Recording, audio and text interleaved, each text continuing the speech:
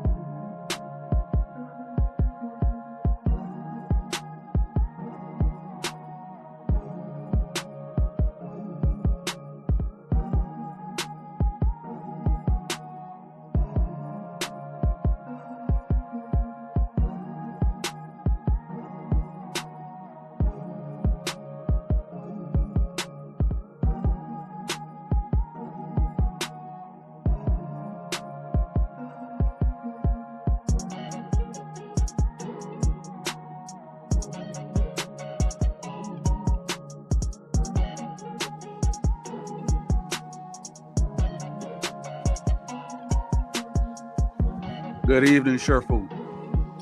How you doing? How you doing? I'm good. And you? I'm good.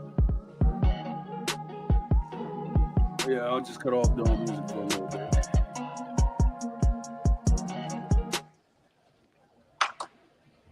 So How you doing tonight, sir?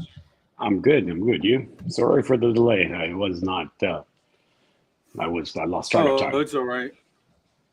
I mean, it happens sometimes. So there'll be sometimes that I'll be running late too. All right. Good to know. Yeah. So, well, just to give like the public like where you're from and everything. So, how long you been doing the martial arts? And So okay.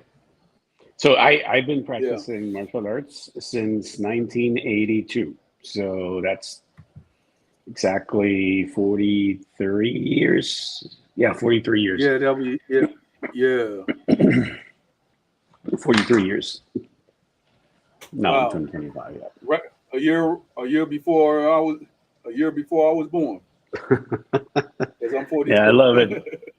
There you go. There you go. I'm 52, so I'll be 52 this summer. Yeah. Wow, that's good. Yeah.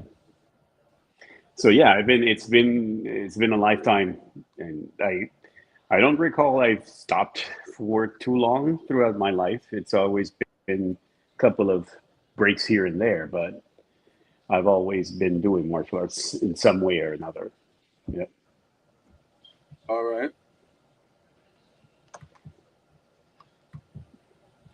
So when you learn originally from China, because I had a guest that he's of the wushu team up in Philly, and he said that he actually learned from actual masters from China. Hmm. I mean the wushu. Right. Yeah. So I myself have never been to China, but I have had the blessing of being able to train with masters from China, um, or masters All as, right. that have trained in China, that live in the United States or even Brazil as well as in Puerto Rico. So I was born and raised in Puerto Rico. Um, I moved to the United States from Puerto Rico 2008. So I had already, All right. had my family, studied in college. I was working, and then I moved here. But before that, in Puerto Rico, I trained with my first Sifu was Sifu Diego Rivera. Um, he is originally, I think, from New York, and he has trained with masters from China as well. So I've always been Right. lucky enough that, at least in Kung Fu, I've had exposure to great masters, as well as the other martial arts I've done, which is Taekwondo and Judo. But mainly the one that really like resounded with me and I fell in love with, was Chinese Kung Fu. All right. Yeah. Yes. I mean, the only martial arts that I've taken is was when I was a kid. It was Taekwondo. But over the years, I've been reading about the various kung fu styles, Northern Hmm. Shaolin, Wing Chun, Yes. Soy Lei Fut, and even the style Sansu that's from Hawaii. Okay. So But yeah, then no. it's like, I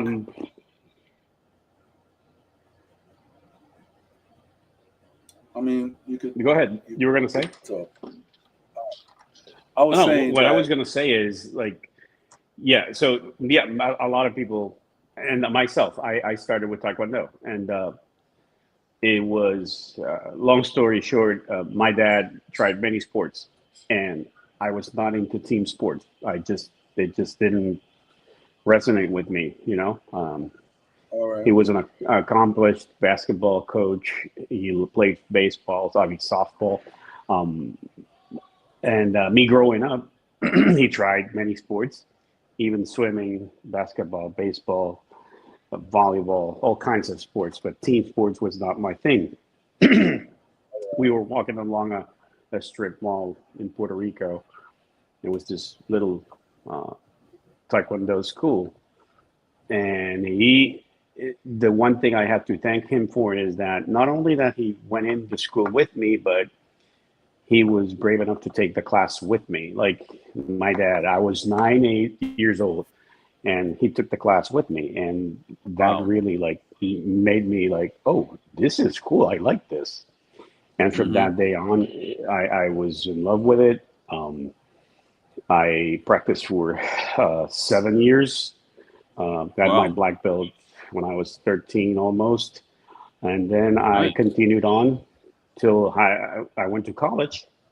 And my passion was Taekwondo. This was, we're talking about late 80s when the 1988 Olympics happened in Korea, where Yeah. Taekwondo was introduced as an Olympic sport, which All right. gave a great boost to Taekwondo, but it changed. By that, I mean, the style I learned was very traditional. It was very close to karate instead Mm-hmm. of what we know today as modern, Taekwondo or Olympic Taekwondo, which is very different. Yeah. And then I kind of like, okay, went away from Taekwondo. I went to college in a west town of Puerto Rico. There was no martial arts school that I could find nearby. I was All 18, but right. I did find they were looking for athletes to join the college varsity team of judo. And I'm like, okay, I did Taekwondo. That was kicks and some punches. Judo is more like wrestling, throwing, joint locks, immobilization. I should learn that. So I tried it. I loved it too because it complemented the kicking of Taekwondo. But growing up, like you probably were, you don't see Taekwondo movies or judo movies. You see kung fu movies. You're growing up Right. in the 70s, 80s, and 90s, and that was my dream to learn kung fu. Mm-hmm. But I could never find a school in Puerto Rico, and it wasn't until after doing judo, going back to Taekwondo, injuring a knee. I did not like Taekwondo anymore after that, and then I started a new job when I was in my late 20s. Um, I'm a mechanical engineer, so I started as a supervisor in a HVAC company that provided All right. AC maintenance. And Yeah. then they hired this girl as a secretary. And the first day I started talking to her. She's like, "Oh yeah," and I'm like, "So what do you do?" "Oh well, I'm doing this, but I also help my dad. He has a martial arts school." I said, "Oh really? Yeah, yeah. He teaches kung fu." I'm like, "What? Your dad teaches kung fu?" "Yeah." Wow. He has a school in Bayamon, which was like probably like 15, 20 minutes from where I was. I'm like, really? Wow. What? I've never heard of a kung fu school. So I went there, Mm-hmm. and that was like it clicked. From then on, I would train every day. We created a Puerto Rico team of kung fu, which allowed us to travel to the United States to compete in All international right. events. And that's where I had a lot of exposure to grandmasters, great grandmasters, take seminars with them, train with them whenever I traveled and competed. And it's a funny story because one day when I was training at a rooftop for a tournament, out of nowhere, this guy comes running in flip flops across the parking lot, angry towards us. And like he comes over, and he had a very thick Brazilian accent. And this was in the United States, like in 2000, yeah, year 2000.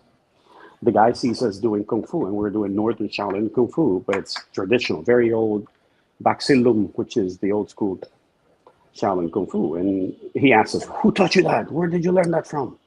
I'm like, "Well, my sifu."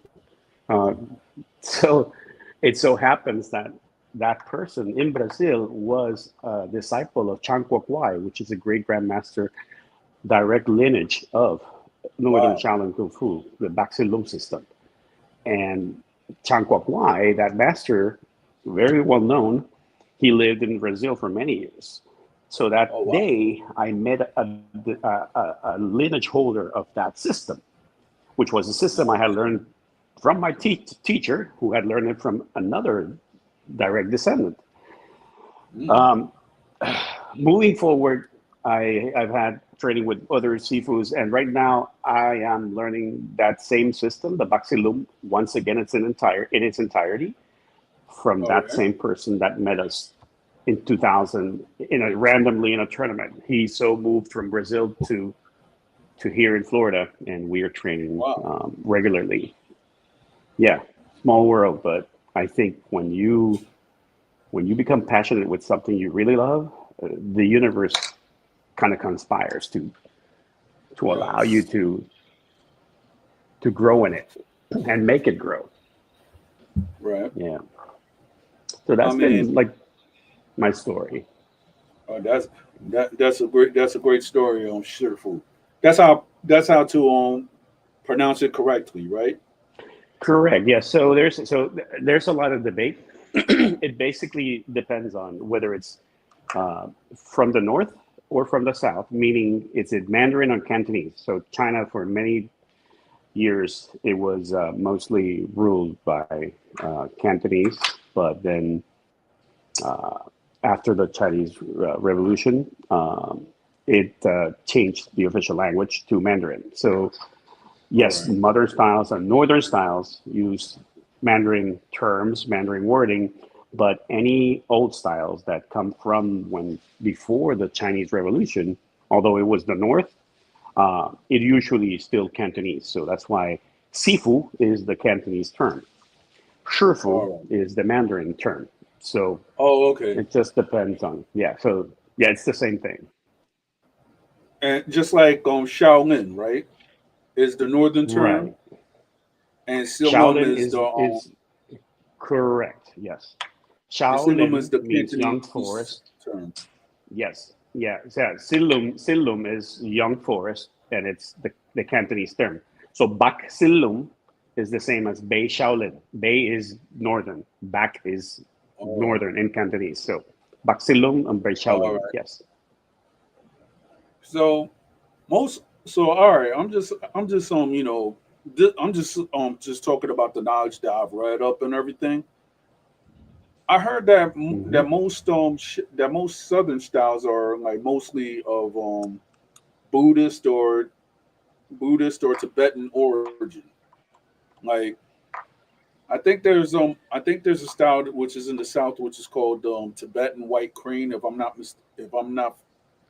I'm familiar with it, and I read the origin story, and they say that it came from a monk from Tibet, and there was like certain families down in the south in southern China that actually Hmm. had that style, and they still teach some parts of that style to this day. Right. And that's the biggest, I would say, that's very typical in the Chinese culture. The way that martial arts were preserved or are preserved to this day, at least the traditional older generations, or how it's always been before things got kind of modernized with a more universal way of teaching, but it was always handed down. So even the term Sifu doesn't mean master. It means Oh, it doesn't. Okay. father teacher. It's father Oh, all teacher. right. So if you All think right. about it, a shifu is somebody that is your teacher, but also is a father figure. So it Mhm. doesn't directly translate into master, if it makes sense. Right. From a teacher, usually a teacher would be a lao shi, which is an older instructor Oh, or their sure. Okay. teacher, lao shi. But the proper term traditionally that is equivalent to what people call sensei or in other styles, but not quite the same. It's shifu, yes. So shifu means father, and that's why if you've ever watched a Chinese movie, you'll see that the the students of the master they would call each other brother, older brother, younger brother, uncle, aunt. It's because the structure in Chinese martial arts is all family based. So that being said, Got this the styles would be handed down through generations, and like you said, it would be originated or created by someone that taught it to their direct either children or family, or usually it's called family fist, or it's handed down as disciples. So it's always generational. It's very strict on the generations, and to this day, both Baxilum and Shaolin, as well as other northern and southern styles, still probably carry that tradition. But I would say that the biggest difference and the biggest way to kind of understand Chinese martial arts in general, I would say there's four parts of it.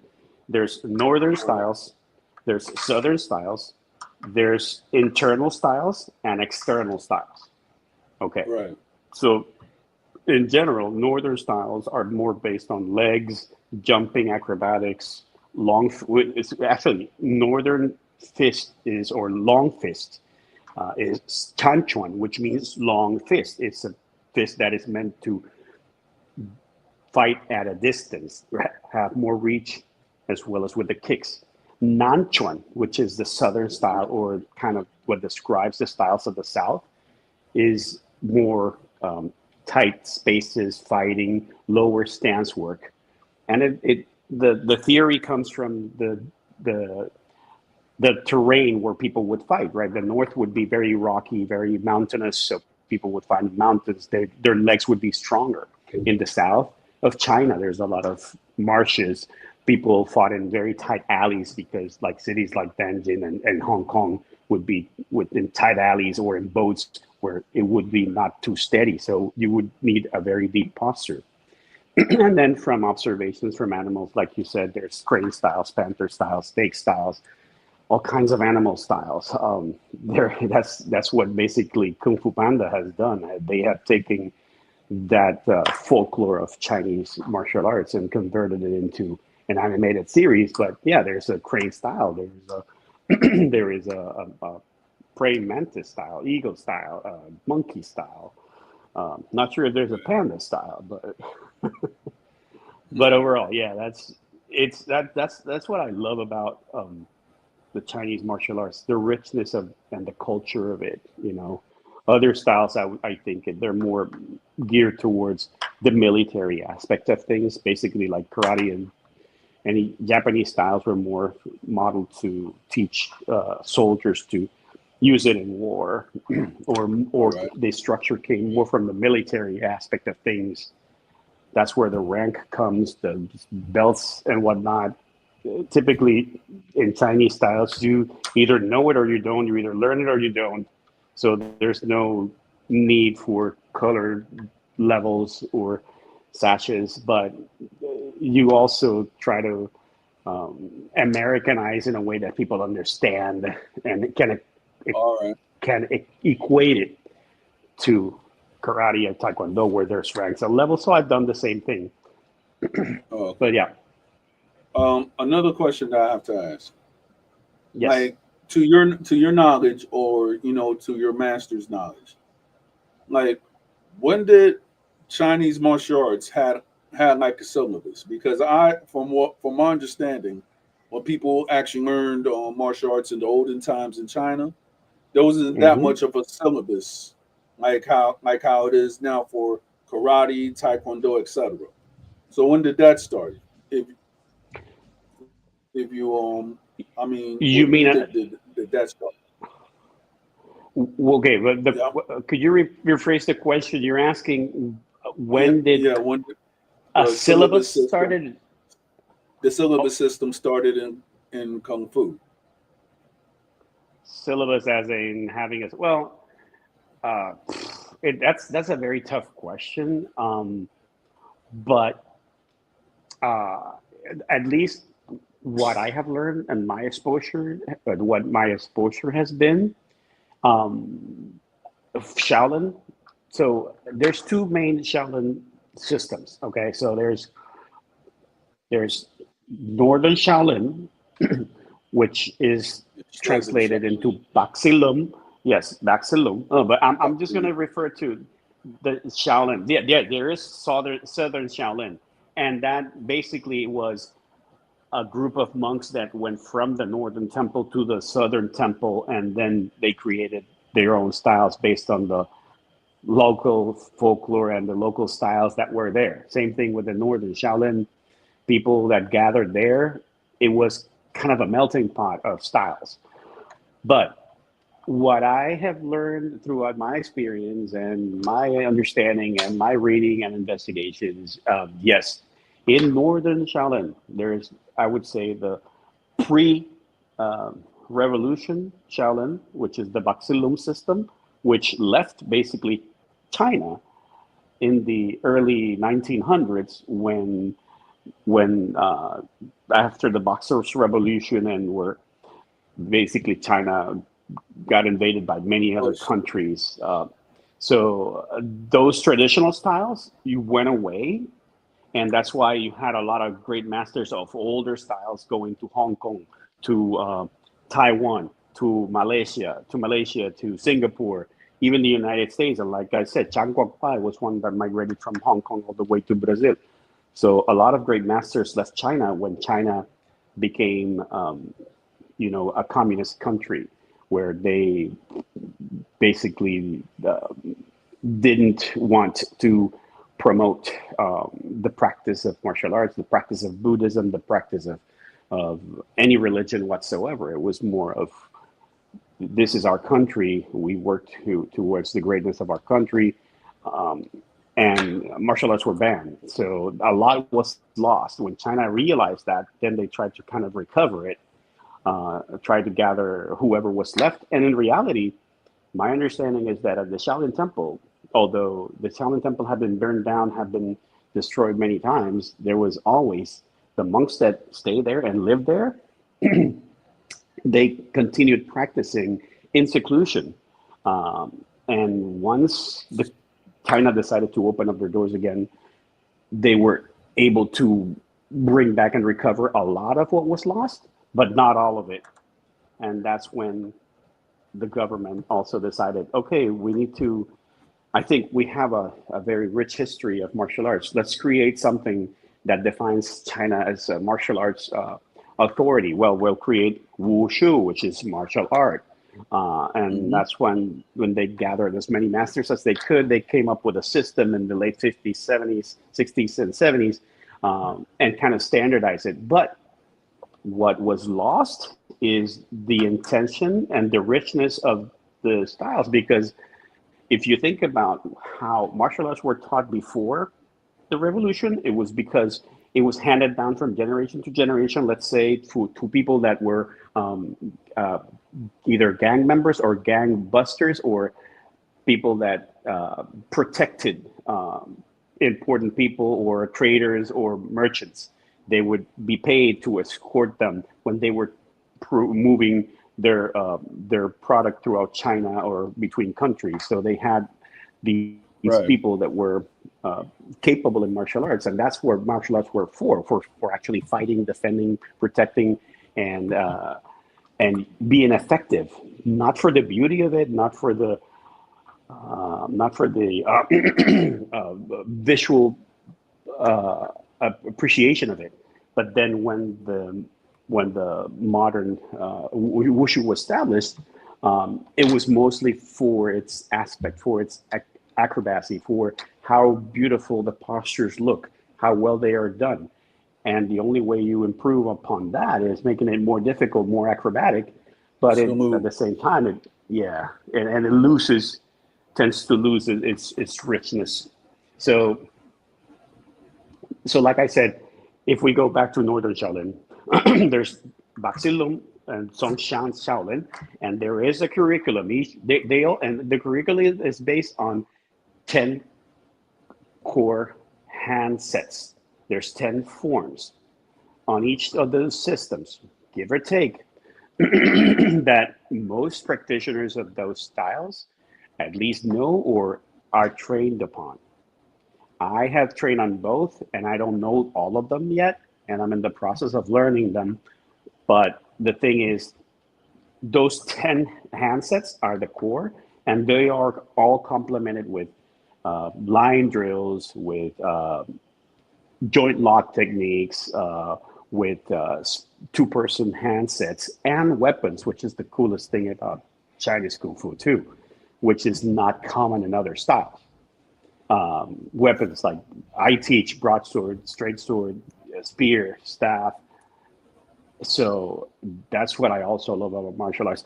And then the two systems they have within their curriculum, like I said, set of forms, levels, which has novice, beginner, intermediate, and advanced, and they break up the requirements based on those 10 sets. Shaolin, Northern Shaolin, I mean the current one, which is Songshan Shaolin, which is what today they practice at the temple.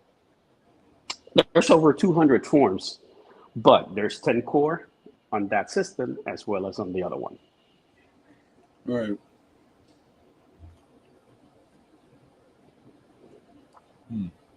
Yeah. That's very interesting, Seafood. Yep. Let's see. So, because I'm just gonna say this. I'm a newbie and I'm still a student, so therefore I always ask a lot of questions because I've been loving the martial arts since I was a kid. Right. So, what is so in your professional view? What do, how do you feel about about other styles or whatever that they may not have had gone through the same channels of of of making the martial arts and making fake schools or whatsoever. Because I'm not going to say that all schools are fake, but then you got certain people that actually like to participate in opening Mac dojos across the United States and maybe Europe Yeah. and everything like that. So, what's your opinions about the Mac dojos? Uh, I'm very familiar with what you're saying. Uh, how do I say this? So, first of all, I anyone that has the intention of promoting the arts, I do respect and appreciate. Now, that being said, yes, what I along those lines of what you call back dojos, there's a lot of people, and this is what happens, and it's basically because in outside of China, outside of those Eastern cultures where tradition is very revered and it's treated very strictly, right? You don't tend to deviate from the way you teach. You should always have a seafood. There's traditions. There's a curriculum. There's a vow that you take to always follow your seafood and be faithful and help proliferate the art, etc.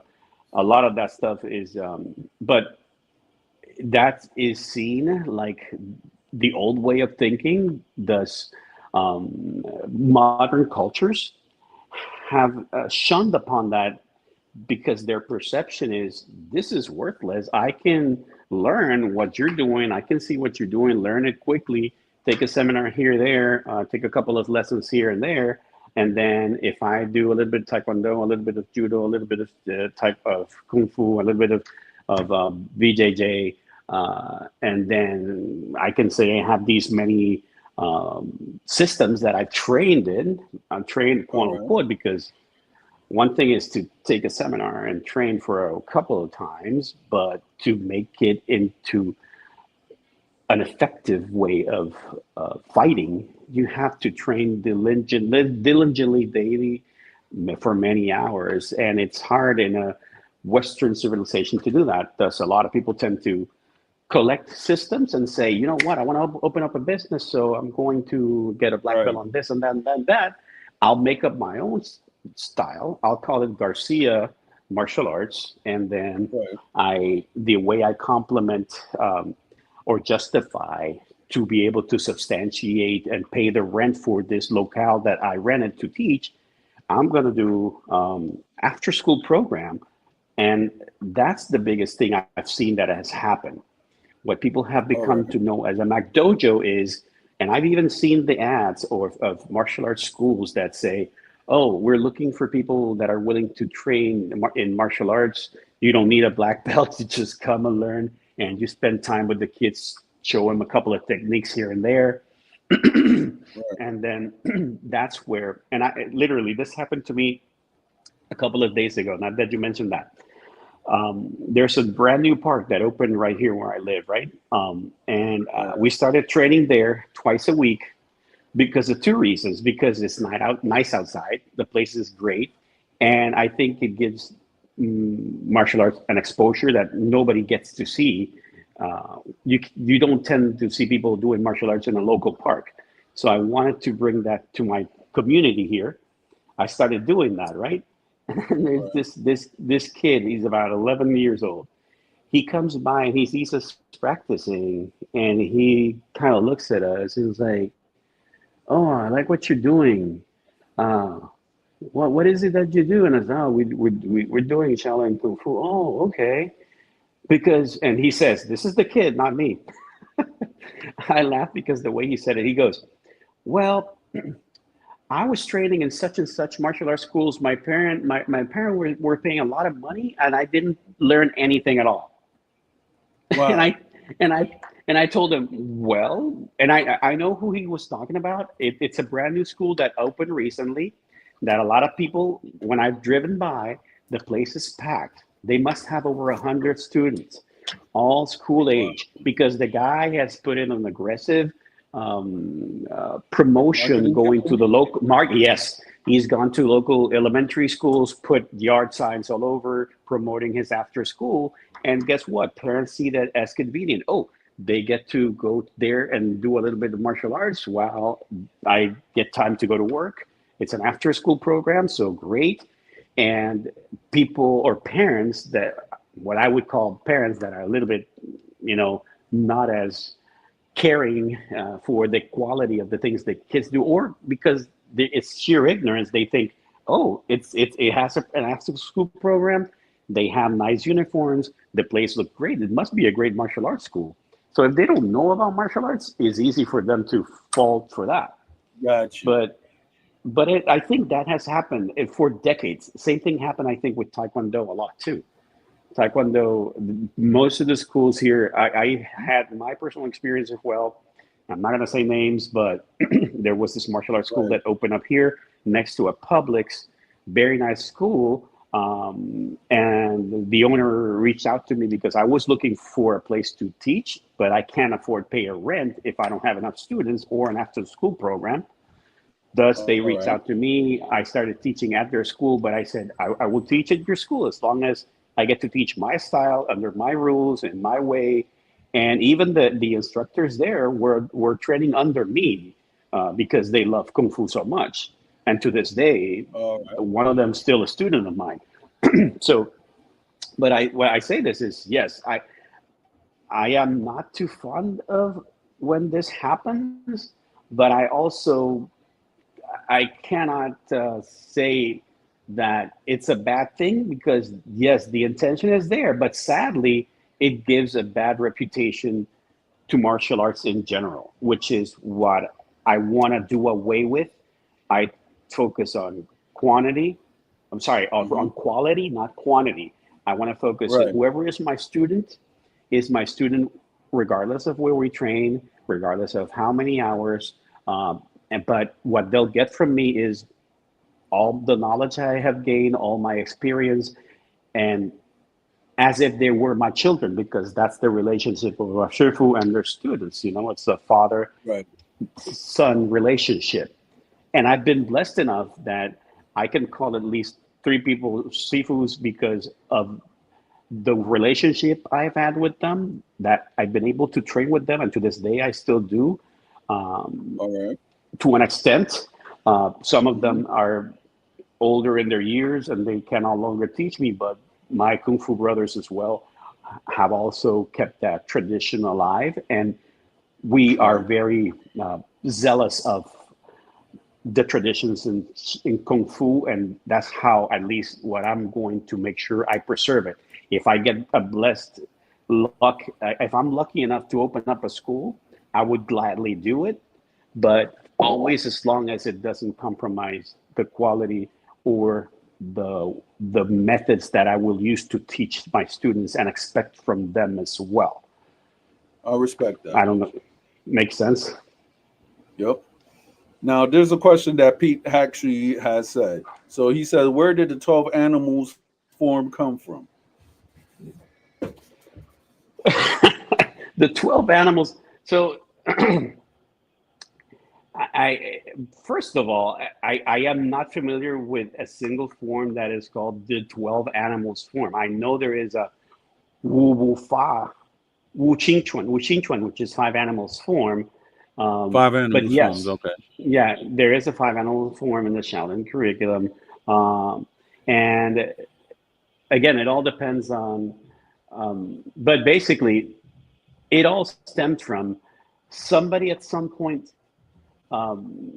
had observed a given animal, tried to imitate it, and then turned it into a boxing style. There's tiger style. There's a mantis style. There's snake. There's crane. There's monkey. And if you see all of those styles, there's panther. So there's always, or leopard, there's always like these 5 core animal sets. Now, yes, there could be more. And like you said, 12 animals, then there's a lot more. And I don't know them all. But it's probably somebody at some point combined them in a way and turn it into a standardized form, I guess, which is how it typically happens. Same thing with internal styles in Tai Chi. There's 5 main families. There's a standardized form, which somebody collected all 5 styles and then turn it into a single form that kind of shows all 5 styles. So probably it's the same thing that happened with the animal forms. Somebody saw them, combined them, turned it into a form. All right. Yep. Since I know that you're Northern Shaolin, do you have any knowledge about Wudang on how that style started? Because So people have, yeah. yeah. So people have asked, you were going to say? Because people have said or what about alluded to, Wudang? yeah, So that it came from Wudang. Shaolin, but I'm not too sure about it. So So maybe you might have more knowledge than I do. So okay, so there's Wudang Shan is a mountain in China, like Ermei Shan. It's another mountain, and Songshan, which is so Shan Shan means mountain. That's the term mountain Shan. So Wudang Shan, there is a mountain which is called the Wudang Mountain. There's a temple there. The temple that was developed there or proliferated at Wudang was mostly Taoist, not Buddhist. All right. Right. So there's that main difference. So I wouldn't say it came from Shaolin, but there is a lot of overlapping and similarities, but at the same time, significant difference. Like, for example, typical Shaolin monk, which is Buddhist, they shave their heads, they wear a certain type of robes. In Wudang, the priests are Taoist, they have long hair, they wear certain robes, certain colors, and their style of martial arts is peculiar and different. But like I said, I don't think it came from Shaolin. I know that Shaolin was a melting pot of styles and systems of people that went there because it's a temple that was founded over 1,500 years ago, but it was originated by a prince that came over from India, bringing Shan or Zen. 2 Buddhist monks that were trying to meditate, they were falling asleep. They couldn't meditate for long hours because they weren't training their body. They were just meditating and sitting. That's why he wanted to get them moving. He started observing animals. He started teaching them how to properly meditate and also train their bodies and to protect themselves from bandits as well as animals. So that's how how the legend goes, that how Shaolin was founded, or compiled. And throughout the years, people would visit the temple, influence the styles there to the point where it got kind of systemized over decades or centuries, actually, not decades. But All yes, right. Wudan is different, and it's just one more northern style. I don't know if you watched the movie Crouching Tiger, Hidden Dragon. Yes, I did. Yes. So do you remember the temple that they go at the very end? The girl or the guy just Yes. goes into that temple. That is Wudang. That is the Wudang temple. So it's very famous for its swordsmanship, let's say. So Wudang is very famous for its swordsmanship, for the straight sword styles. So Shaolin, yes, it's more recognized by their staff because monks All right. tended to be less violent prone, and Right. wanted to protect their life. So they would mostly use weapons that would control and subdue their opponents instead of hurting them or killing them, let's say. Right. So that's what, yeah. Um. All right. Now I've seen a documentary about Emi. So Oh my, about another Hermes. mountain. Yes. So what will be the like in your professional view? What is the difference between Ermi Shan, Ermi Shan martial arts and Shaolin martial arts? Because to a person who doesn't know anything, they'll actually think that they're the same. Yeah, I find it very difficult to tell them apart. I can tell you what Wudang style looks like. I could tell it apart from Shaolin. I can see the influences in the way movements are done, performances are made, the style, even the uniforms they wear, the salutes are different. But in all honesty, I have never seen a full Ome Shan or Ome Kung Fu style that I could recognize it. And like I said, I can recognize a lot of styles, but Irma is one that I haven't been much exposed to. I've heard quite a lot of it, and read about it a lot, but I honestly cannot tell you.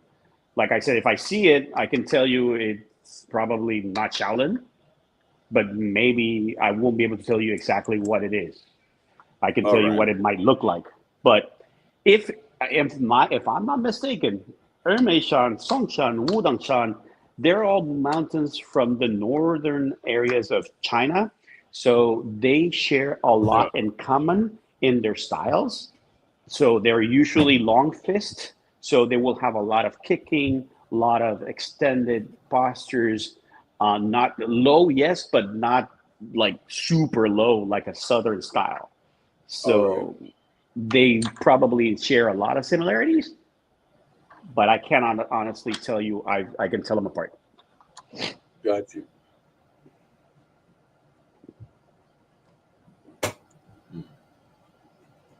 Hey, Pete, you have any more questions? Like, ask them right away because, we're here.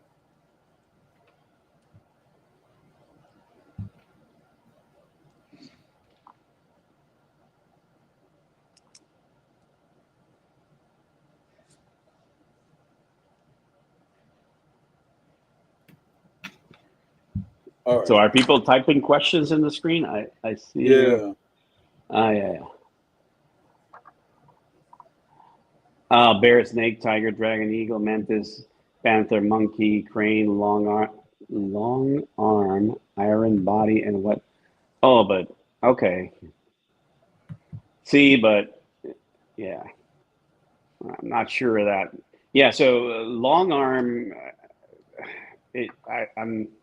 It might be referring to through the back style or a long fist style.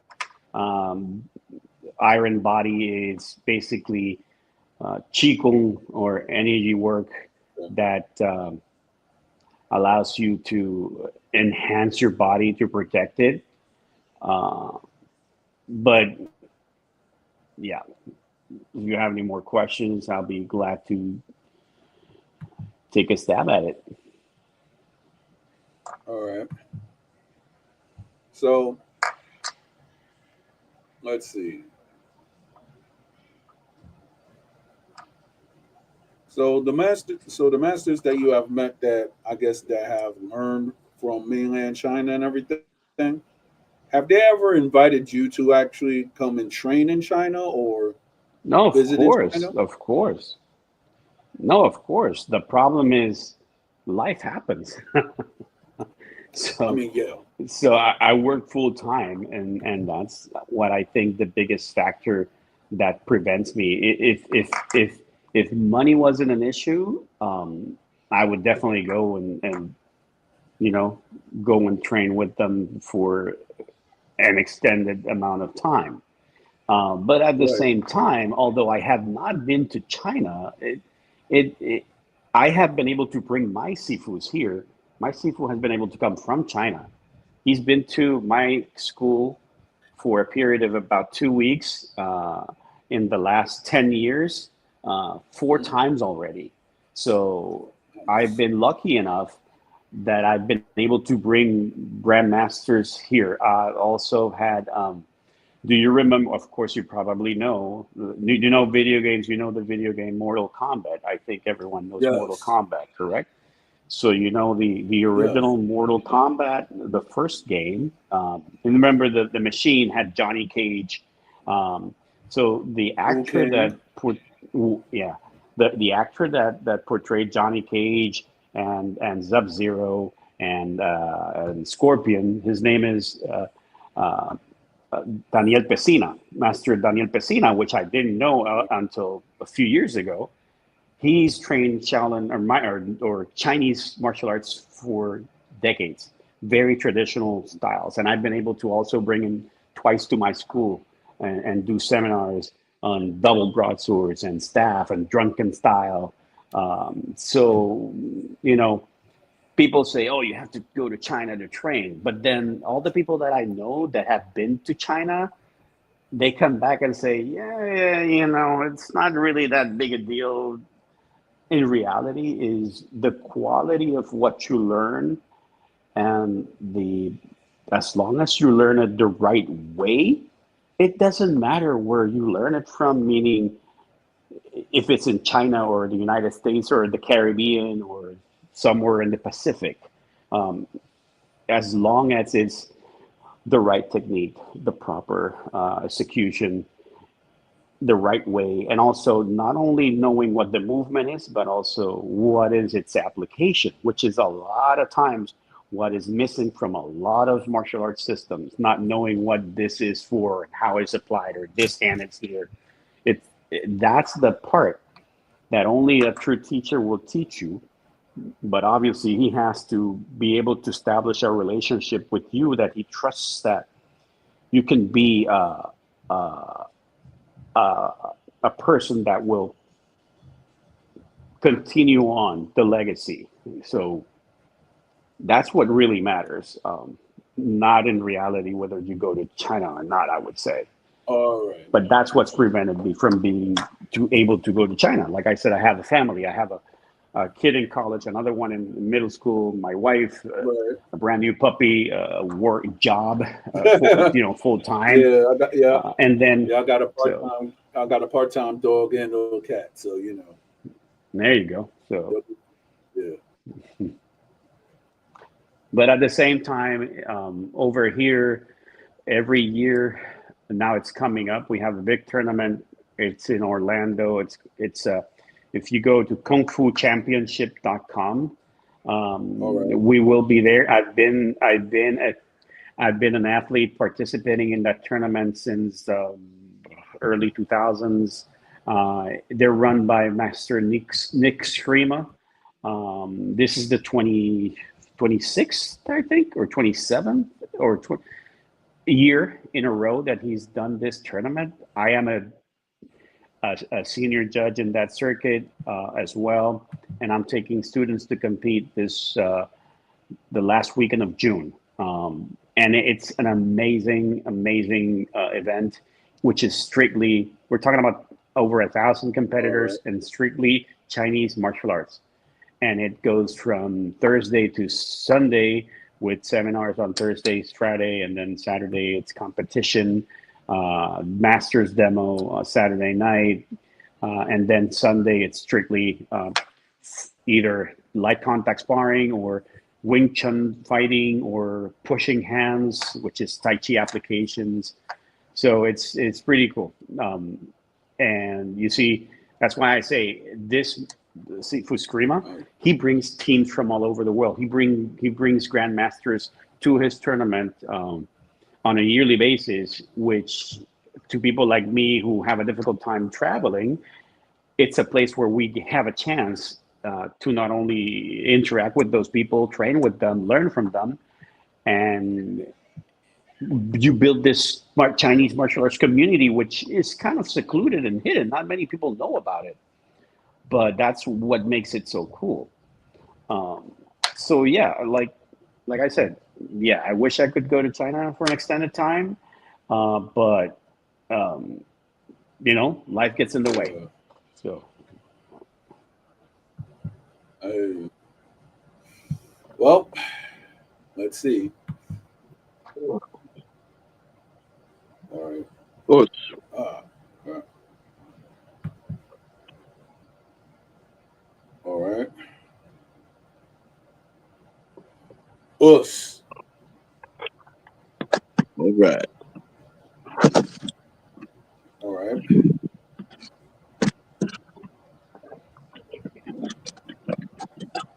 Give me a second.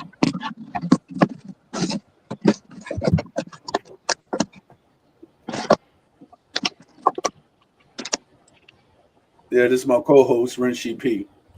We've talked in our on my WhatsApp chat and everything like that. So he's getting that. Mm-hmm. Yeah.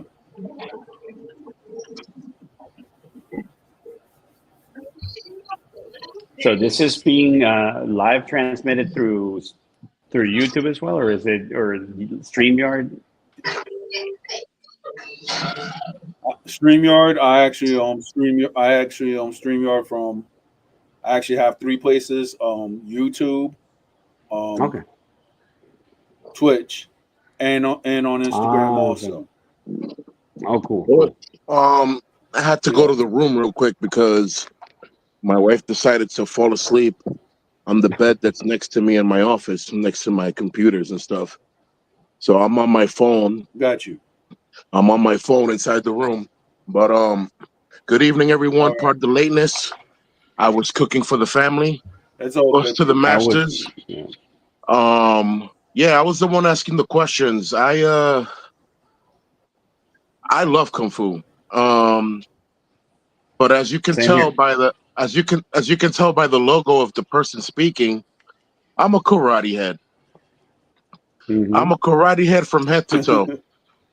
Mm-hmm. And if there's anything I can compliment kung fu on, it's on its circular movement and its fluidity. I love the flow that kung fu has, as opposed to how rigid most karate systems are. Mm-hmm. So yeah, definitely. Yeah, Personally, I heard part of your testimony as far as studying and all that good stuff, which is, very important. The aspect of training obviously doesn't end with, I trained there and then that's it. It stopped there. No, I trained and kept practicing and kept training and kept practicing and kept training and kept practicing. I'm 43 years old. I started my martial arts journey at the age of 5. I'm Kyokushin based. I am a black belt Seido Karate, black belt in Kyokushin, second on black belt in the Marine Corps. Honorary third degree black belt in the World Karate Masters Federation. And as of last month, I was promoted to the title of Renshi, which in Japanese means polished teacher. Nice. And I feel blessed to have accomplished these things. I just wish that the person that initiated my journey was here, so I can show them, how far I've gone. Hmm. I know the So, feeling. Yeah, yeah, as you know when we talked on the WhatsApp, y'all both have like a familiarity with Tampa area. right. I lived in Hillsborough County. I was off of 19 in Caracas. I used to live on Bears Ave around Busch Gardens. I used to Mm. live around was it the dog track? I think that's Hmm. Hmm. right where the Salvation Army's at. I think that's Yes. Nebraska. Nebraska, Yes, right? I've been through there. Yeah. If you take a block down and go towards inside where the houses are, that's Bird Street and Ninth and all that other stuff. Yeah, Hmm. I used to live around there as well. Okay. But yeah, I was telling Nice. Armando that I never really bumped into anybody out there doing martial arts because obviously most martial arts is done inside. Nobody's really outside in public doing it like that. Yeah. Yeah. I do know. I do know. So in that area, recently, see who Mario Salazar. He moved. I Understand. think it's Temple Terrace. He opened up a school there. He's been in Tampa. Oof. He is from New York originally, but he has been to China. He's lived in China. He's lived in China. He's lived in his seafood school, and he has a school right there around Temple Terrace, if I'm not mistaken. Or yeah, Nice. and it's Shaolin Kung Fu as well. Shaolin Kung Fu. But yeah, it's normal for schools to keep their training indoors, behind closed doors, and to an extent, I see the value in it. But Yes. I think also it wouldn't hurt to let people see it sometimes. When we do it, when I go to the park, we don't wear uniforms. We just do it. We're there. Just as We let civil. people, right? We you'll see the weapons and staffs and the things, but we're not wearing traditional uniforms because we're just training and preparing for the tournament. But at the same time, people appreciate what they're seeing. Is like, that's pretty cool. What is that? And they come up and they ask you, and yeah, I tell them this is Shaolin Kung Fu. And traditionally, yes, I would love to have my own school, but at least where I'm in Parish. I've been in Parish here since. I don't know if you're familiar with where Parish is. Parish is basically 45 minutes south of Tampa. It's 30 minutes north of Sarasota. Copy, So it copy, was, yeah, copy. it's a small unincorporated community which used to be full of cows and pastures and cabbage planting and It's orange nothing. trees. It's nothing but farms out there. It's farmland. Yeah, no, but not anymore. Now we have like a huge metro lagoon coming in, huge shopping mall being built nearby, and over 6,000 single family homes that have been built in the last 5 years. So Oh, it's been a beautiful. boom Flourishing. of growth, and it's almost it's a paradise for somebody that wants to establish a martial arts school here because there's no one here nearby that does it, and that's why I want to expose it. I want people to see it without having to undergo in a huge investment or even paying thousands of dollars of rent, because also the market won't allow me to justify charging people insane amounts of money for classes because of the nature of the local market. So to me, it's more convenient to not have a place. I do teach at the Ellington Ice Rink, which I rent a space, and in the park, I practice there, but I don't have an actual like guan, what is called a guan or a dojo, um, because it's cost prohibitive. And Yeah. although I would love to have it, but hey, it works for me. It's worked so far, and I have almost 20 students, and they all love it. and I'm fine with it. I think COVID had a lot to do with it. When COVID hit, I had about 30 kids I was teaching at the local YMCA. The YMCA shut down, closed, and I lost all Everything, of those students. Yeah. pretty much. So in a way, it forced me to teach remotely. It forced me to train at home, send videos to students. Students send me videos, do live streams, and yeah, it never will, I think, replace the in-person training, but it's a great tool. What we do is, we only meet twice a week. So during the week, they send me videos, and I go back and discuss with them when we meet in class what they need to fix, what they need to correct.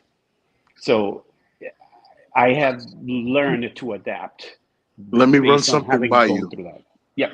Let me run something by you. Listen, I don't know who the if parish has a little like someone that runs running an office of some sort. That's the problem. It's an unincorporated. It's I unincorporated forgot. completely. Yeah, All it's right. completely This is what I was unincorporated. Yeah. thinking. This is what I wanted to run by you. You can literally go to the courts and submit to open up a community center. This community center will be funded by the government. They'll pay for it for the construction of it and everything. And because technically it was erected honor to you, you obviously have the administration of the center, and you could use its space to do what you need to do. Now, obviously, as a community center, you're gonna want to have to get some parents and teachers involved where obviously kids can go and get tutored, do their homework, and then right after that, you know, get into get into uniform and get to doing some kung fu. You know, it all Hmm. works out in a way. That's one thing I like about Florida, as opposed to me where I live in New York. You know what I'm saying? Mm. In Florida, I know that if in Tampa, I would have went straight to straight downtown, close to Ybor City by the courts, and I would Hmm. have asked them for a community center, and they would have provided it Hmm. because they they're trying to build a better community, and being able to Right. bring martial arts to the community. Some people say it promotes violence, but what it really promotes is So, discipline. no, exactly. That's what people lack of discipline. You That's know, the biggest problem. That's one thing that I see that other sports, in a way, they promote, but not like martial arts. Unlike martial arts, yes, you get the discipline of teamwork, of being in a team, but that being self, family. yeah, a family, sense of accountability, and sense of community, and protecting the less fortunate, or the less capable of protecting themselves. That Yeah. only comes from martial arts. So I Yep. wish more people would understand that, but it's the culture is quite different, and it's The way not yeah. the way I explain that to people, and like in a layman term that even someone that's never threw a punch in their life can figure out and understand, is Hmm. that if you start going to a school where they're what that the first thing they're trying to promote is spirit of competition, you're at the wrong school. Hmm. Hmm. Hmm. Because martial arts Yes. is not there's we hold competitions in martial arts, but martial Hmm. arts is not a competition thing, because martial arts Right. is about perfecting yourself. It's about knowing how to protect yourself, protecting someone that's next to you, protecting a group of Yes. people if you must, protecting your community. Hmm. Hmm. It's about defense. Yeah, we know how to attack, because sometimes you have Yes. to aggress your Yes. attacker so they can stop attacking you. But honestly, you're Yes. supposed to block first. Right. Or You at know, least deviate, or parry, you know dodge, all that, all yes. these words that we know. Hmm. Hmm. You know, uh, they need to. They need. I live in New York. They need to see on camera beyond the shadow of a doubt that I blocked before I hit that chop. Yeah. Because I have a few go-tos: a block, chop, grab, slam, stuff like that. And it's really quick. Yeah. People think that they're gonna fight with me for a minute or two, and it's not about a 2-minute fight with me. This is not a boxing Right. exhibition match. No. What I know, the fight is over in less than 5 seconds. I'm not playing games. I have to go back home to my kids. Yeah. In a sense, the only thing I would say is that it is a competition, but it's an internal competition against Mm. yourself to be better than you were before. Yesterday, Always. You yeah, you can right, exactly.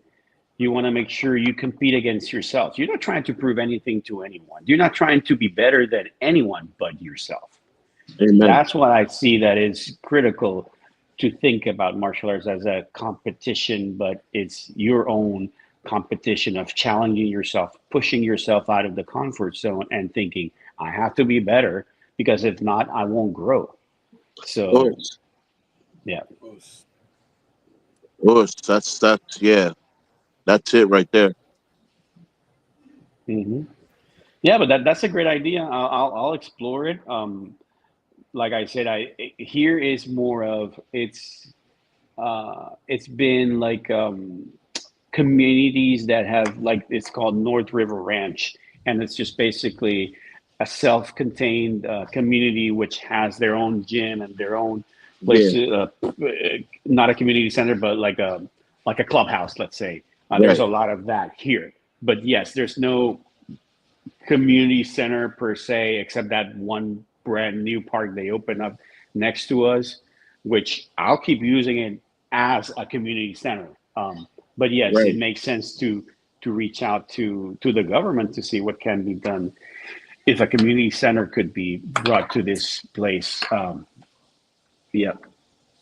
As long as all the emphasis are being made that it's for the better of the community growth and community Yeah. morale, as long as you're basing it off the community, they'll give it to you, man. They'll Yeah. give it to you Yep. because that's what they want to hear. That's exactly what they want to hear. And that's what we're gonna give, you know. I mean, let me say something in general. Real martial artists that become masters and teachers, they're not trying to deviate from what they know. They're trying to honor what they know. So Yeah. when I see new people trying to, a self-proclaimed 10th degree black belt because he opened up a system yesterday and all he knows how to do is Coca-Cola kicks, I don't see that as honorable. Coca-Cola. Okay. Yeah, Coca-Cola I never kicks heard. because it's like, I never heard that term. yeah, I No, mean, I it's have like, not either. I just made it Coca-Cola up. You kicks. know, I'm like that. I'm No, just but you're saying, right. You're like, right. Yeah. Coca-Cola kick, 7 Up punch. Like this is not like when I see systems, and when I mean systems, I mean all types of dojos. When I see systems that all they want to focus on is you have to be aggressive and you have to be like this, you have to be like that. Whatever happens to No, just no. staying in your circle, and if they Mm-hmm. pass that circle, then they get destroyed. Yep. Yeah. Like what No, happened to I that hear you. concept? Yeah. But, Not everyone has that mentality, sadly. Not everyone has that mentality or even the capacity. it's the difference To, between traditional and modern. Nothing wrong with yes. modern, just the modern mind. Yes. Yes. The For modern real. culture and the modern attitude towards things. You can't treat everything as a business or a transaction. That's the biggest thing, I think, too. If there's one thing I've learned about like Japanese culture per se, and language, kanji, this, that, is that nothing is really linear like how English is. Hmm. English describes things for how it is, and that's it. In Literally. Yeah. Japanese, it's very symbolic. It's rich. It could be spiritual. It could be physical. It could be metaphysical. So Yep. this is why I say like you're perfecting yourself via training. You're building a common flow, You know, a lot of things start to happen. You know, here come the haters. Here come, people trying to, um, Prove uh, something. yeah, they want to defame your character. It's like, what's going on here? And they're doing all these things because they know that their system is not up to par, and they know that they'll Right. get screwed if they try. But it's like, why hate? Motivate. You know what I'm saying? If you can't beat me, it's not because you're not training hard enough. It could be because whoever's training you is not training you to beat other martial artists. If you're learning martial arts just Right. to defend yourself against other people that are not martial artists, okay, I get it. But the martial arts I teach, this is why my system's called Lion's Paw Martial Arts System. My system is a system for you to learn how to fight against other people that know martial arts. Why? Hmm. Because if you know martial arts, you're not necessarily going to get beat by someone in the street that doesn't know. But because you know, you can still get beat by someone else that knows, because that person might train more than you. Hmm. Makes sense. So, you know, it comes in the awareness of your 360. Your Yep. surrounding, your area of peace. As long as nobody violates your area of peace, and if they try, they won't succeed. You know how to block, you know how to counterattack, you know how to grapple, get in, joint lock, sweep, slam, whatever it needs to be done. It gets done and it's done. Some people learn that lesson, Yep. some people don't. Some people fight, they get more people, and then him and the more people get beat up again as well. And that's just what happens. Yeah. Yep. Personally, I've been jumped my whole life, and I'm so comfortable with it that when I see people saying that they want to fight one on one, I tell them that no, that they're at a disadvantage. And they think that I'm cocky, and I'm like, Wow. nah, bro, I'm a man of God. Trust me, I'm not being cocky. I'm just used to being jumped my whole life. You don't look like 7 men. Sorry. Okay, so all right. Sifu. Yes. Another question. Hmm. Do you have you other than the people that you have taught, have you taught your children or they went a different path? So yeah, no. Both of my children, ever since they could walk, I've tried to instill martial arts in them. Uh, I my son is Yes. 20. He started training with me whenever I would teach. But also, it came to a point, like I said, growing up, that's all he would see me do. That's all he would see me teach. That's all he would watch me watching TV, like Chinese kung fu martial arts movies. And I guess to an extent, maybe I kind of saturated him a little bit too much. So he decided to do other stuff. Like he tried hockey. He played it for a while. He tried rowing. He did it for a few years.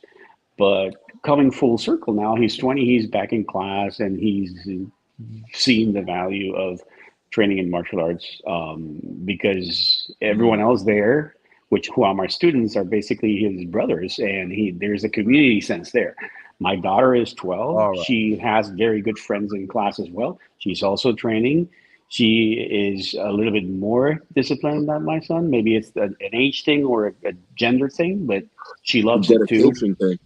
Yes, she loves weapons. I'm teaching her to do spear versus broadsword. Wow.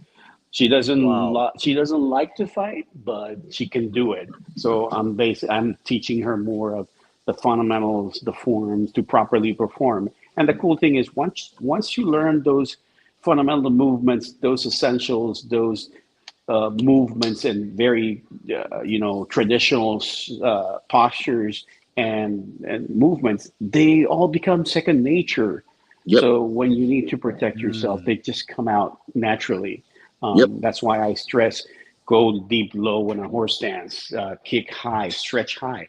But then when they need it and they use it, it just becomes second nature.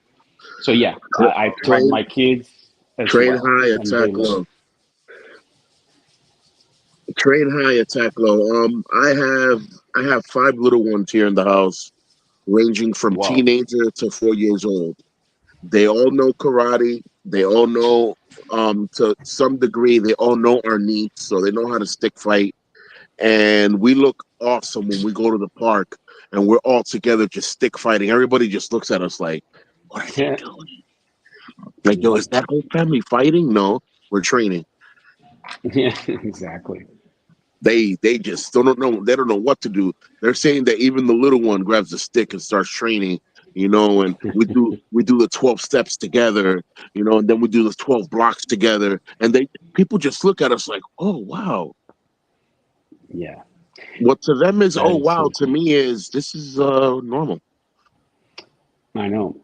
I know. One thing that I think we can do is there's the new Karate Kid movie coming out. It's a Yeah, great I'm going to see that. opportunity to promote martial arts to the community because I remember when the when the original Karate Kid came out, it was a huge like success, but that gave a big boom to martial Oh arts. yeah, yeah, yeah. It sure did. So It so sure I did. think the cool thing about this now is I remember I was doing Taekwondo when I saw the Karate Kid come out, and it was strictly karate, no Chinese Yeah, martial arts. Then I right. learned Kung Strictly Fu, Okinawa. right? And now you got Jackie Chan, uh, one of the biggest Chinese martial arts exponents of the 20th and 21st century right now, is in this movie. So I think the more we can go out to a park and train, promote the martial arts. I've been trying to call to local theaters to see if they're willing to allow us to do a demo at the lobby the day the movie opens or in the weekends. That'd be Sometimes it's Right. nice. hard because, but I've seen those. I've seen schools that have done that, and it's a great chance to bring in kids that see the movies and go like, I want to do that. That's so cool. So Mm. that's something that I will try to keep promoting as much as I can. Uh, and I'll make it a class trip to go watch the movie with students. So I think that would be a great chance for us to help promote the I martial mean, arts as well. for sure. I'm I'm not gonna say I'm confused, but I'm overtaken by the oxymoron of how these last two Karate Kids have not been karate but kung fu. So I'm just Yes. overtaken. Well, Like, wait a minute. I mean, I know karate do means empty hand, and that's what basically kung fu is. But yeah. can we not call it Karate Kid? Can we just I call it know. Kung I Fu know. Kid I know. and make it its own Yeah. franchise so it can have its own legacy? and I, Because and I, I I'm completely I'm understand. very honored and I have a lot of honor and respect for Kung Fu. Like, I appreciate its origins. I appreciate the forms. I appreciate the drills. So it's like, they need to just, all right, let's cut this legacy off because it already did what it needed to do. It already honored Miyagi, which was, for some people that don't know, the character Miyagi was a symbolism of a guy named Miyagi that was the Miyagi system. Yeah. Yeah. All right, which is basically Hmm. Goju Ryu. Yep. All right, so we need to let one legacy put to a side and start a new legacy. Instead of saying Karate Kid, let's freaking make the movie called Kung Fu Kid and let it be about Kung Fu. Kung Fu not just needs it, because Kung Fu's been around forever on film. Kung Fu deserves it. Kung Fu deserves it. They deserve this honor. Let's bring out Agreed. a Kung Agreed. Fu Kid. Let's cut this out with Karate Kid, but we're teaching Kung Fu. Stop the Yeah. Yeah. oxymorons. Yeah. Yeah. That's what happened with the previous movie. Yeah. Yeah. Yeah. My thing is that okay? The movie that they did with Jaden, I'm Hmm. gonna admit, I did not see that at all because it was, You and didn't I miss didn't see much. the one with Hilary Swank either. I'm gonna be honest. Neither did I. No. So my thing, You didn't miss much. So my thing is that are they trying to do a This one's Jesse supposed to be Camp move fire. with this movie? That's what I want to try to find out. This one's No, Yeah. supposed what to be they're fire. I saw the trailer. This one's supposed to be fire, fire. yes. All they're trying to do is it's kind of like, how do I say this? At some point, they knew that the Karate Kid movie was a huge success. It was proven also Right. with the Cobra Kai series were a huge success as well. It didn't show a lot of martial arts per se. I don't know if you watched the show on YouTube and then on Netflix. Um, I watched it on Netflix. but I think they're trying to bank on that, and then they're trying to connect the movie with what they call the new Karate Kid, or the one that with Jaden Smith, that Yeah. showed Jackie Chan, and they're trying to merge all of these universes like Marvel did with their comic books. They're just trying to mesh everything together and turn it into a Yeah. single, commercial success, if you will.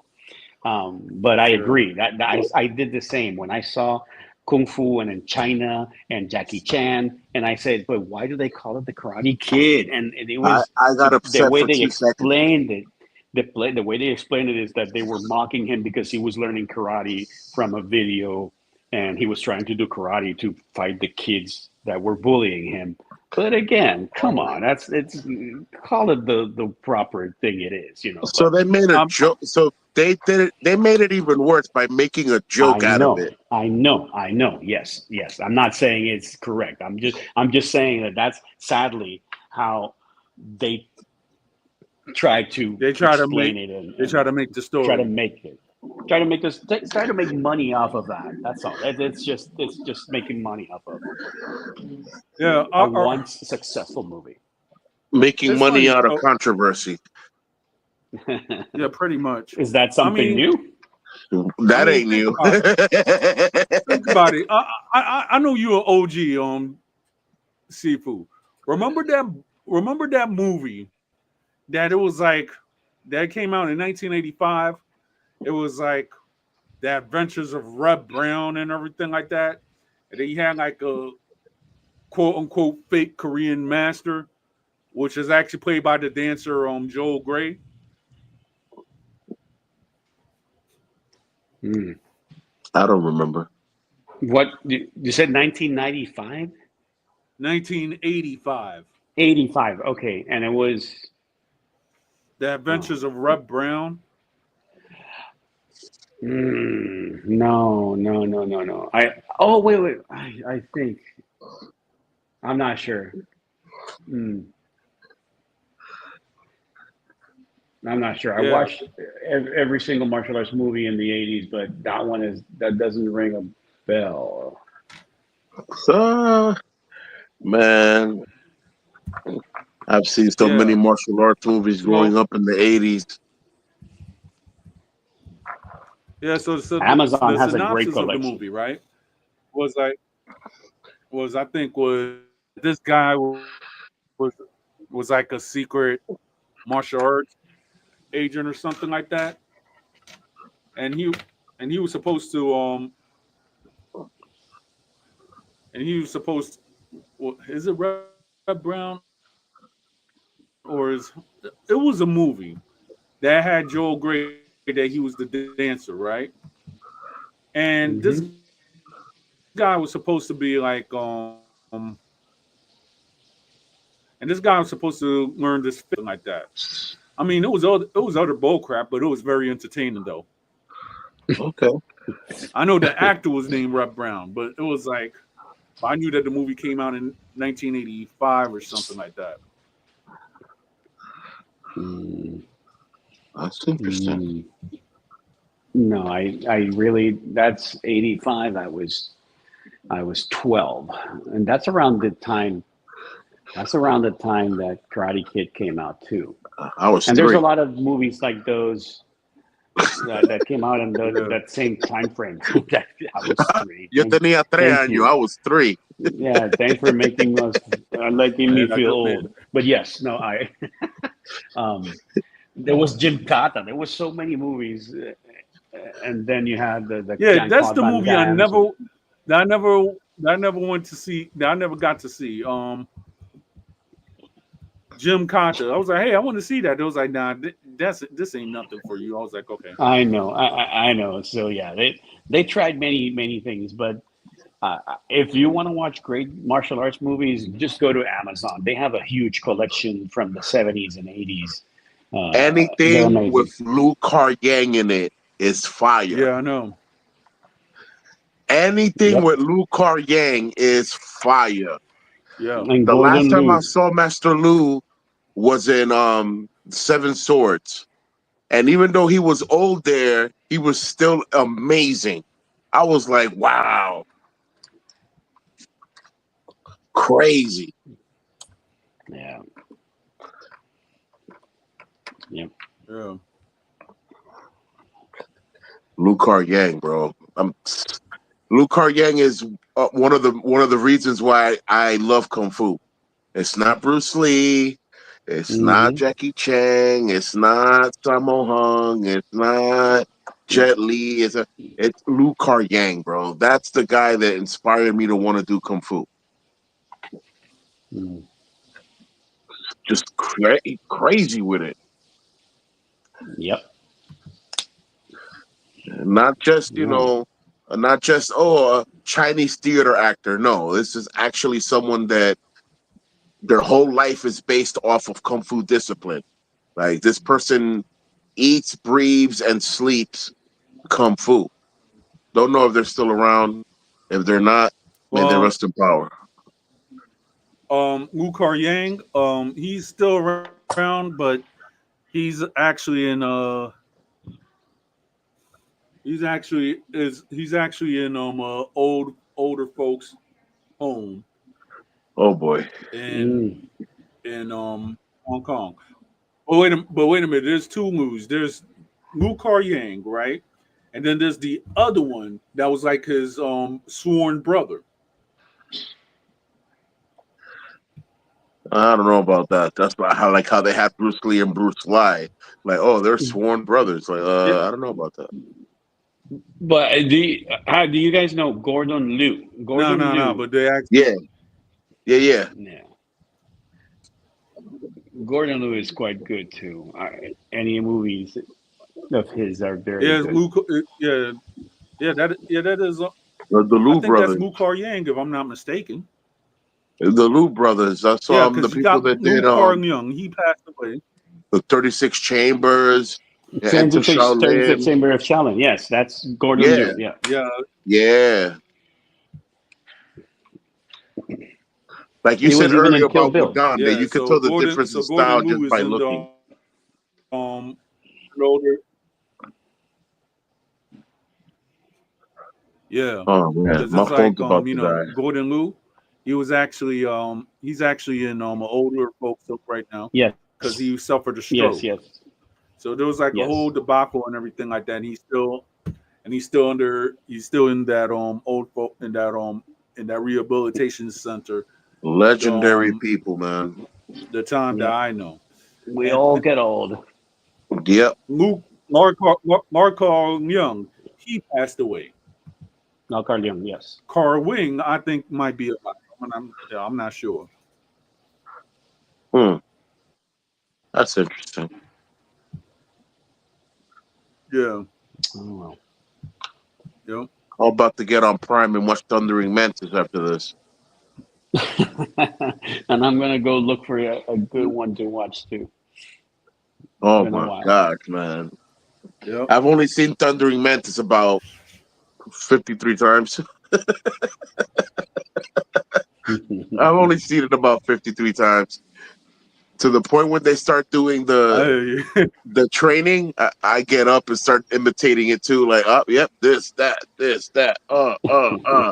and my kids be looking at me like, Hmm.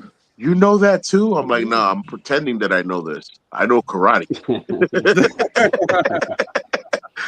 Yeah. I'm pretending I know kung fu, but I know karate." But you see, we all did that. Growing up, I did the same thing, and I was never close to kung Yeah. fu at Same all here. until in my late 20s. I was doing taekwondo, but I really admired how cool kung fu was and how cool it looked in the screen, and I wanted to imitate it too. Even if you So train it wrong, if you keep doing it and you build a common flow to it, it'll work. yeah, that's the cool thing. Yeah. Like you were saying, that I train in other. Like I said, I've done Taekwondo, I've done Judo, and I when it love comes to judo. Kung Oh Fu, God. the cool thing about Kung Fu is that even with like I have very bad knees, but the level of fluidity that Kung Fu has, it's very conducive to you not getting hurt if done correctly, and you apply very effective power in your strikes All right. without using a lot of your own energy to do so because it builds on momentum. It's a lot of momentum that drives the movements, not only the power coming from your core instead of your hand or your arm. So, yeah. Yeah.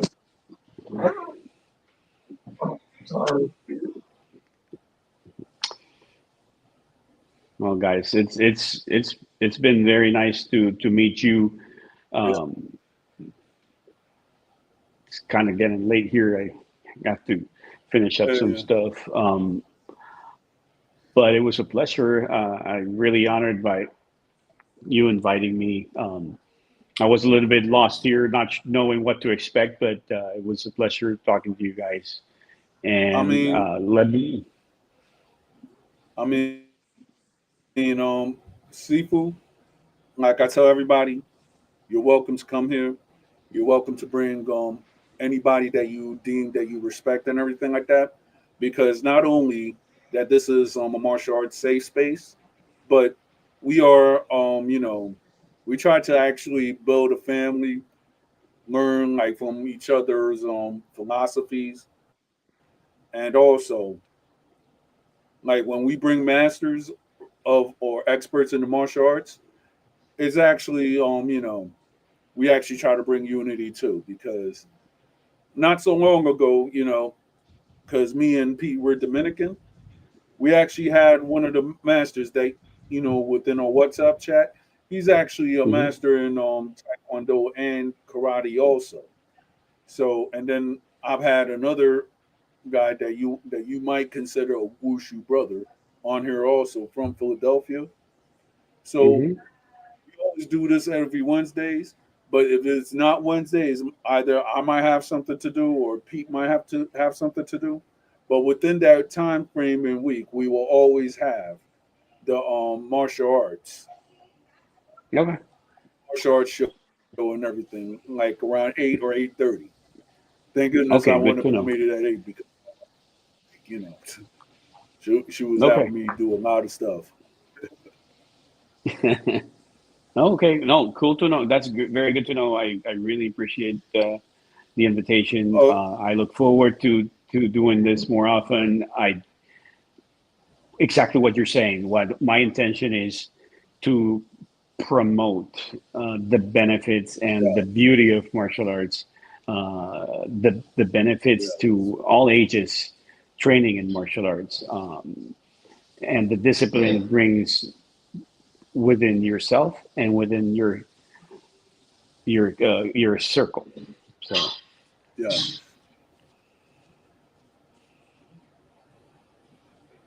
I mean, I guess Pete. I guess he's going to come back. I don't know how it is, and I yeah, understand that you have on that you're a very busy man. But yeah, one thing I like to say, yeah. I'm glad that you came here, seafood. Okay, no, I appreciate it. And you found me on Instagram. I do have a website. I don't update it as much, but it's tampabayshaolin.com. So anytime I'll try to update it more often. But there Right. you will find stuff that I've seminars I've done, teachings that or activities that I've done in the past, demos. Uh, we participated in local parades.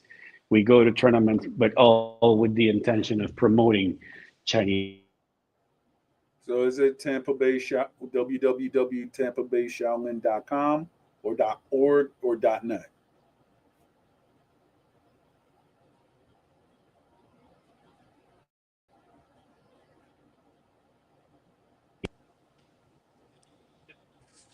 All right. Hello.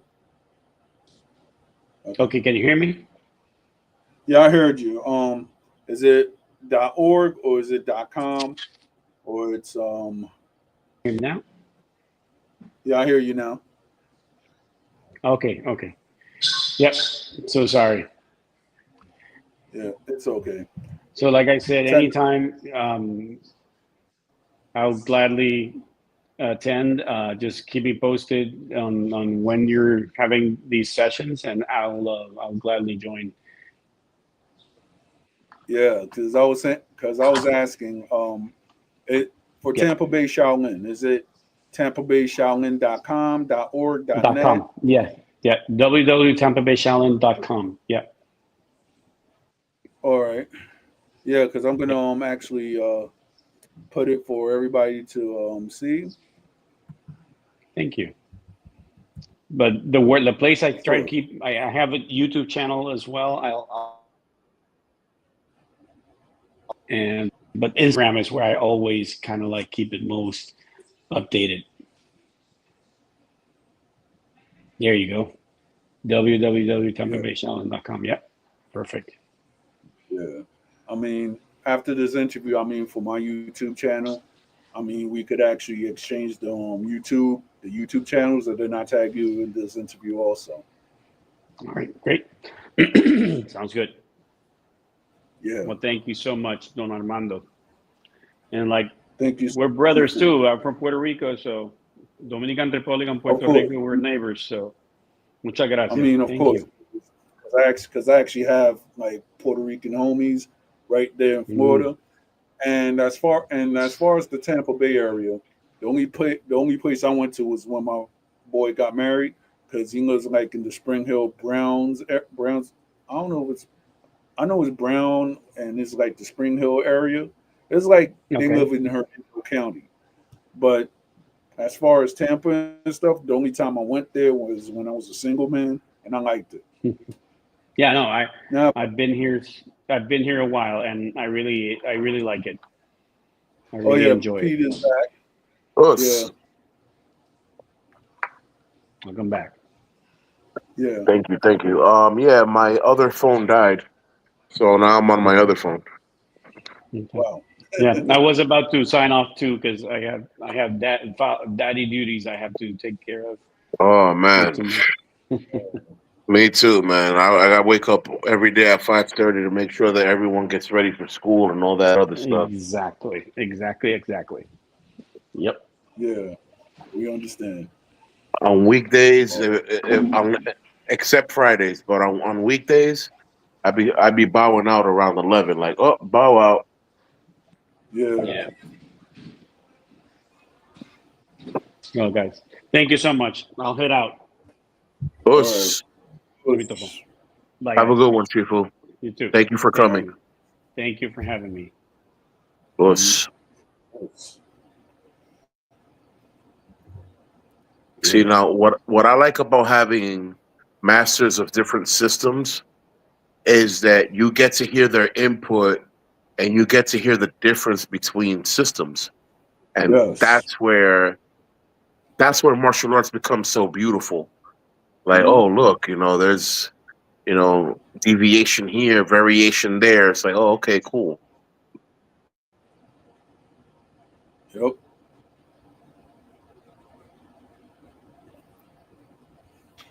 Mm. Hmm. Throat is dry. Um, Yeah.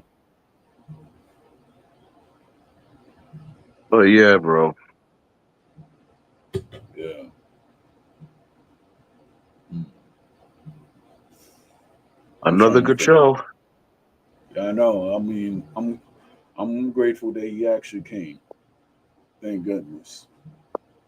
Amen. That's how it works. Hmm. That's how that works. Yeah. Because I was like, okay, I was hoping that my part-time dog, she don't like to come down here, and Copy. they don't really promote it either because if she comes down here, she might eat all the cat's food. Oh yeah, So of course. Yeah, Leave it to a and part-time then the dog cat. or a full-time dog to want to do that.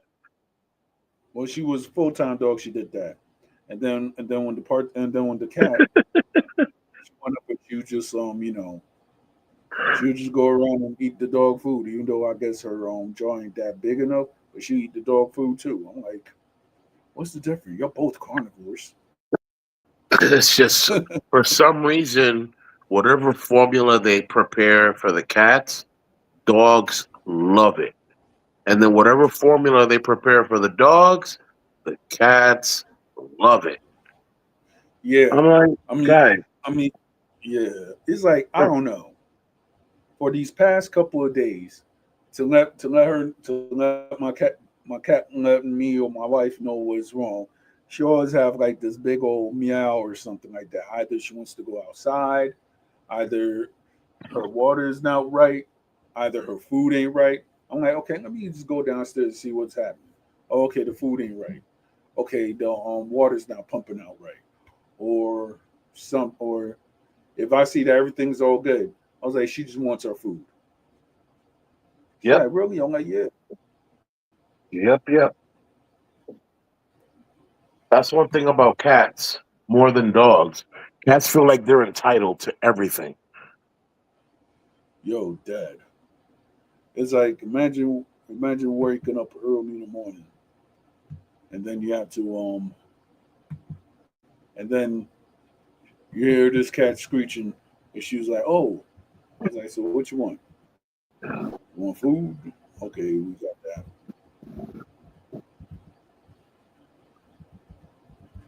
Cats, man. I mean, I heard the concept of cats take care of themselves and, they got their litter box and all that other stuff, but cats want attention. They do too much. Yeah. Period. They just do too much. Mm-hmm.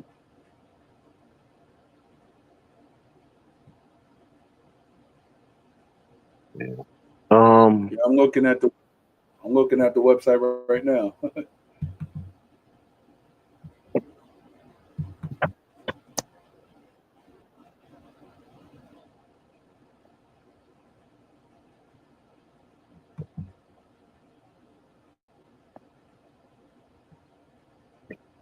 so let's check.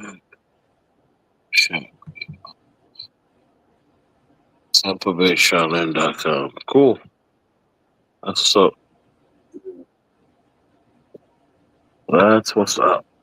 Yeah, I have a lot of respect for Kung Fu.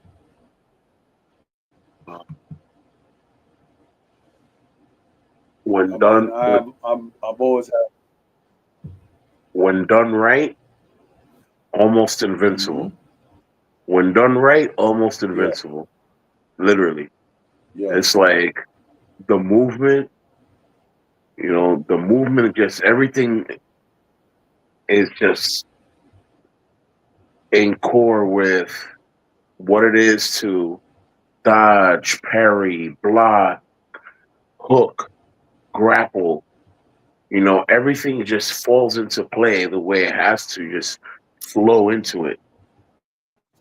As opposed to in karate, which Yes. is a little stiffer. We're waiting for the person to approach and then, block and punch and, all these movements that we know how to do, that's semi stiff. It could be, yeah, there's mad power Yeah. packed in these punches, but, rotation is limited. I'm saying as opposed to, most kung fu moves, if not being executed in a full Yep. rotation, won't even come out. So it's like, And oh, okay. when when me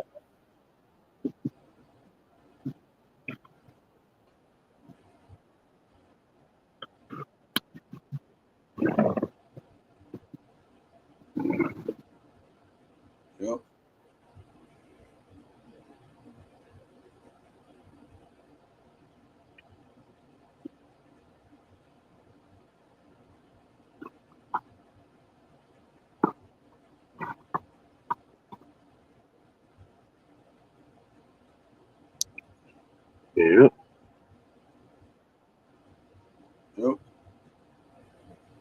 You know one thing that I do miss? I miss the old kung fu magazines. If I had Yeah, $1 million, I'd buy the whole collection. right. Like, give me the first one to the last one now. Exactly.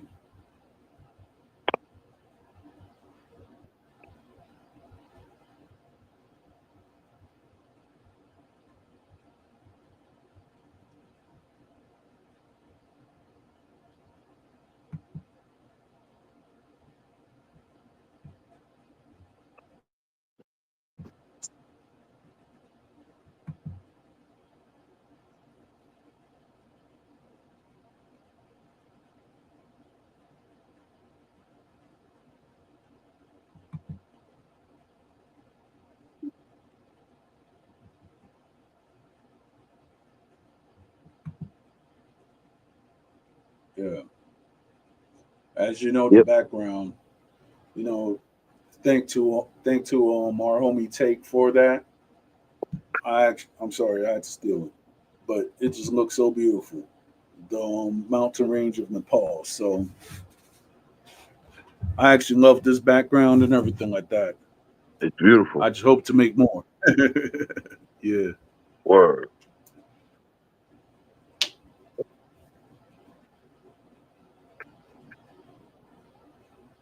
Question, Pete. Yes, sir. When you was in Afghanistan, did you come around? And I know that sometimes they show us that it's just some rocks and mountains. So is in Afghanistan, was there any places that looked like the background, so to say, or you didn't get to sightsee that much? I didn't see a bunch of green mountains like that. Nah, it wasn't. So most of the hills and areas over there that are hilly, it's mostly sand. It's not no. It's not no green screen. That's a forest. That looks like that's beautiful. You know what I'm saying? Yeah. Those places that were where we were, there was no greenery, man. Everything was like dead. Wow.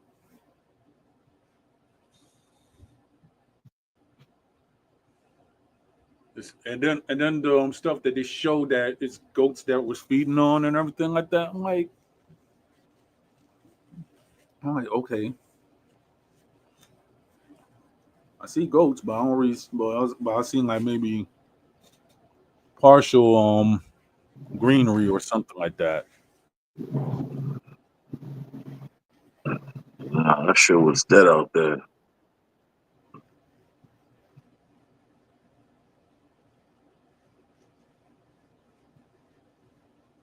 Pretty much dead. You find a tree, you're lucky. Yeah.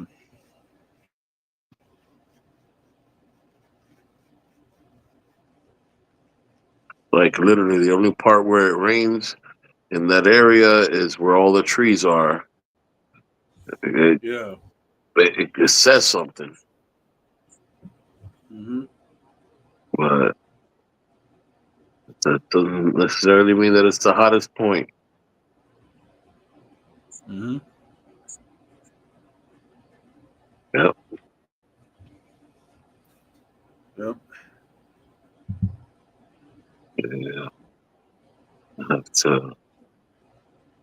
Uh, what's this shit? Uh, to, uh, checking text messages and stuff. I hear you.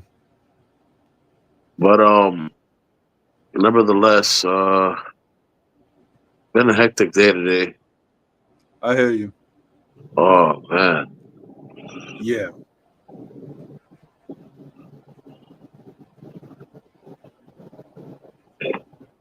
it's just crazy, man. Like, Hmm. how am I getting confronted by two different people to chill in your? I'm getting confronted by two different people that chill with the same person. I'm like, no, I think y'all doing too much. Yes. Y'all taking things, into the eye of competition as opposed to, doing things with teamwork and being a family. Right. Yeah.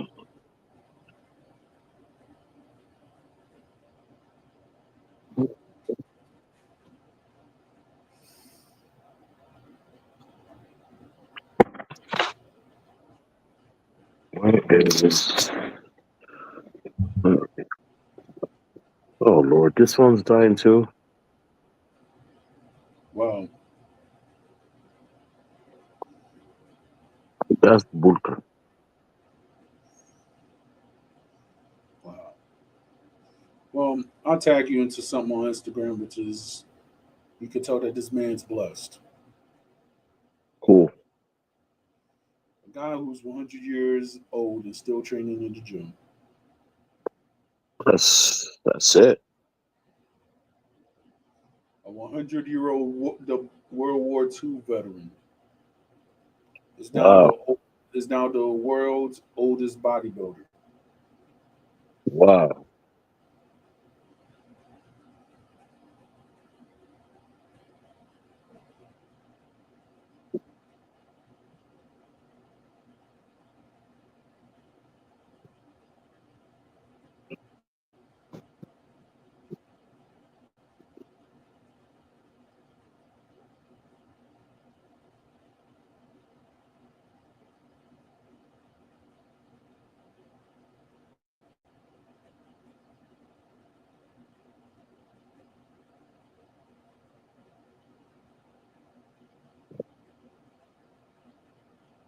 You know? Oh, so she came at the last minute. Cool. Okay. All right. Oh, yep. Part-time dog? Yep. Cool. Tuxedo cat. You missed it. Mhm. Now you get your own 15 minutes of fame. Mm. Uh-huh. All right. Yeah.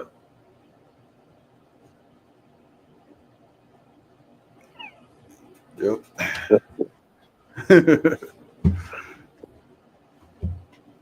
Yep. That's your 15 Classic. minutes of fame. Can't say. Yeah. Yep. All right, I feel Yep. How's Tuxedo Dog? tough. Still dog with the tough. Mm.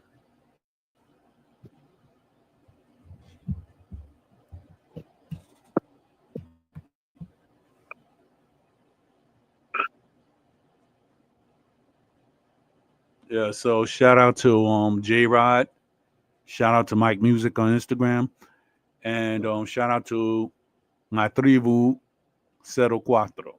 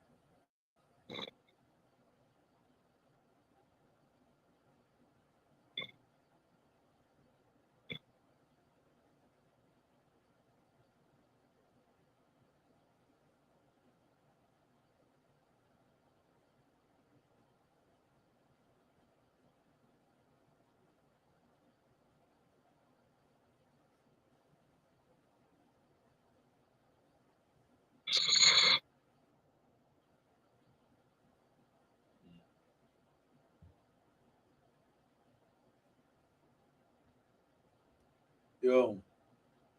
Yep. Hopefully on Friday we'll try to get Lilo on tap. You know what I mean? Copy that. Yeah.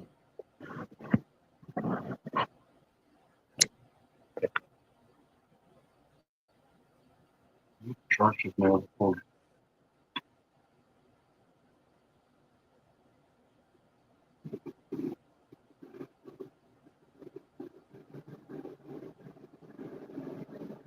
Not enough.